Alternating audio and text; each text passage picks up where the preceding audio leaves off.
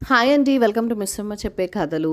శ్రీమతి పొత్తూరు విజయలక్ష్మి గారి నోస్టాల్జియా కథల సంపుటి నుండి పెళ్ళింట్లో గాడిపోయి. గుంటూరులో నలుగురు తాతయ్యల ఇళ్ళు వరుసగా ఉంటాయని మీకు చెప్పా కదా. మా తాతగారి ఇంట్లో ఉండేది గాడిపొయ్య. గోడకు ఆనుకుని ఉండేది. ఎప్పుడూ దాని నిండా మట్టి నింపి మూసి ఉంచేవాళ్ళు. ఏదైనా శుభకార్యం ఉంటే అప్పట్లో గాడిపోయి ఉన్న మట్టిని తవ్వి తీసి శుభ్రంగా కడిగి పెట్టేవాళ్ళు. అటక మీద నుంచి భారీ పాత్రలు దించేవాళ్ళు. మామూలు శుభకార్యాలు ఒకెత్తు, ఆడపిల్ల పెళ్ళి ఒకెత్తు. 4 రోజుల ముందే వచ్చేవాడు రామచంద్రయ్య. ఆయన మా ఇంటి ఆస్థాన వంటవాడు. ఆయన భార్య, 2 మనుషులు కూడా వచ్చేవాళ్ళు. ఆవిడ ఆ గాడిపోయికి పసుపు రాసి ముగ్గులు వేసి కుంకుమ బొట్టు పెట్టేది. రామచంద్రయ్య బాగా ఎండిన కట్టెపుల్లలు గాడిపొయ్యలో పేర్చేవాడు. మా పెద్ద బామ్మ వచ్చి కర్పూరం వెలిగించి గాడిపొయ్యలో వేసి వెలిగించేది. వెంటనే కొబ్బరికాయ కొట్టేవాడు రామచంద్రయ్య. అప్పటికి మంట అందుకునేది. ఆ మంట మీద మూకుడు పెట్టి ఇంత నెయ్యి పోసి ముందుగా రవ్వ కేసరి చేసేవాడు. తీసి దేవుడికి నైవేద్యం పెట్టి ఆ ప్రసాదం అందరం తినేవాళ్ళం. ఇంట్లో మన వాళ్ళు చేసి పెట్టే వంటలకి, వంట వాళ్ళు భారీగా చేసే వంటలకి బోల్డంత తేడా. ఆ రుచి ఏమిటో అస్సలు జివ్వా లేచి వచ్చేది.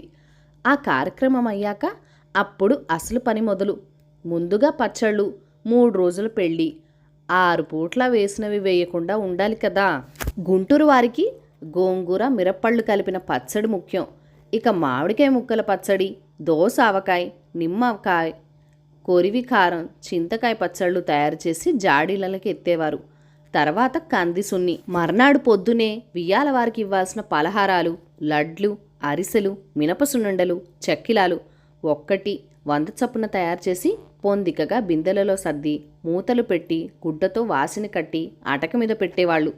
ఆ తర్వాత రోజు పెళ్లివారికి సాయంత్రం విడిదిగి పంపే కారపు పలహారాలు, కారపూస, కారబూందీ, మిక్స్చరు. ఆ మిక్స్చర్ ఉండేది, అబ్బా, దాని నిండా ఆకాశంలో చుక్కల్లాగా జీడిపప్పు, చిన్న చిన్న బిస్కెట్లు, వేరుశనగ పప్పు, కరివేపాకు. అదొక్కటే కడుపు నిండా తినచ్చు. ఆ మర్నాడు ఏ పూట ఏం వంటలు చేయాలి అని పెద్దలు వంట వాళ్లను కలిపి రౌండ్ టేబుల్ కాన్ఫరెన్స్ సమావేశాలు. ఆ సాయంత్రం పెద్ద పెద్ద తపేళాలతో తెచ్చిన వెన్న కరిగించేవాళ్ళు. తెల్లవారితే పెళ్లివారు వస్తారు అనగా రామచంద్రయ్య జట్టులోని మిగిలిన వాళ్ళు కూడా వచ్చేసేవారు. పెళ్లివారు వచ్చాక హడావిడి మొదలు. పొద్దున పూట ఒకరోజు బొంబాయి రవ్వ ఉప్మా, మర్నాడు గోధుమ రవ్వ ఉప్మా, మూడో నాడు ఇడ్లీ, సాయంత్రం ఒకరోజు మైసూర్ పాక్, మరో రోజు జాంగ్రీ, మూడో రోజు రవ్వ కేసరి. వాటితో పాటు కారం పిండి వంటలు. పొద్దున భోజనంలో 2 రకాల కూరలు, పప్పు, పులుసు, ఒక పచ్చడి, ఒక ఊరగాయ, తీపి కారం పిండి వంటలు, అప్పడాలు, వడియాలు. తీపి ఒకరోజు పూర్ణాలు, రెండో రోజు లడ్లు, మూడో రోజు బాదుషా.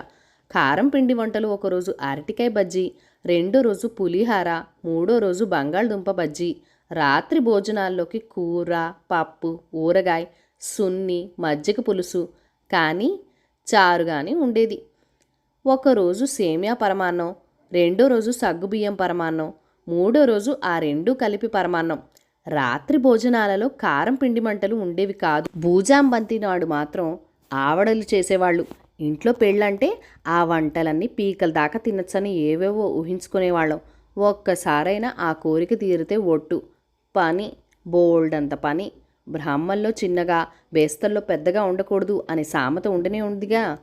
అందరికీ అన్నీ అందించేసరికి అయిపోయేది మా పని. మరి ఆకలి వేస్తే పక్కకి వెళ్ళి ఓ లడ్డూనో, 2 బజ్జీలో, లేకపోతే ఇంత పులిహార ఆకులో పెట్టుకొని హడావిడిగా తిని ఇన్ని నీళ్లు తాగి పరుగులు పెట్టడం. అంతే తప్ప ఒక్కనాడు తీరిగ్గా తిని ఎరగం. మగ పెళ్లివారి భోజనాలు అవగానే మాకే పెట్టేవాళ్ళు. కానీ అప్పటికే మాకు ఆకలి చచ్చిపోయేది. ఏదో తిన్నామంటే తిన్నామనిపించుకొని లేచి ఒళ్ళెరక్కుండా నిద్ర. పెళ్లివారు వెళ్ళాక అప్పుడు మా వంతు. మా బంగారాలే చకచకా పనులు చేసేశారు అని మెచ్చుకొని దగ్గర కూర్చొని అన్నాలు పెట్టేవాళ్ళు బామ్మలు. మన ఇంటి ఆడపిల్లలకు మాత్రం ఏవి ఇవ్వకుండా ఒట్టి చేతులతో ఎట్లా పంపుతాం అని మరో విడత లడ్డు మిక్స్చర్ చేయించేవాళ్ళు. అవి తీసుకొని తిరుగు ప్రయాణం అయ్యేవాళ్ళు బంధువులు. సామాన్లు సర్దుకుని వెళ్ళిపోయేవారు వంటవాళ్ళు. గాడి పొయ్యలో మళ్ళీ మట్టి నింపేవాళ్ళు. కథ సమాప్తం. ఈ కథను లైక్ చేయండి, షేర్ చేయండి. మీ అమూల్యమైన ఫీడ్బ్యాక్ అండ్ సజెషన్స్ లేదా ఇలాంటి మెమరీస్ మీకు కూడా ఉంటే అవి సరదాగా మనతో కామెంట్ సెక్షన్లో షేర్ చేసేయండి. Thank you for watching. Bye bye.